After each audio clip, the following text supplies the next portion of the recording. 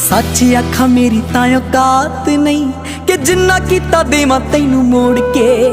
मैं मंगदा हां तेरी तंदुरुस्ती सच्चे रब अगे दोवें हाथ जोड़ के। मैं मंगदा हां तेरी तंदुरुस्ती सच्चे रब अगे दोवें हाथ जोड़ के। मेरे हिस्से दे भी दुख सिरा नाल सैंदा अपने जो दिला च लको गया।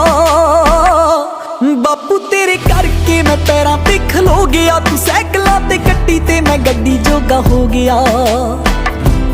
बापू तेरे करके मैं पैरां ते खलो गया। तू सैकलां ते कट्टी ते मैं गड्डी जो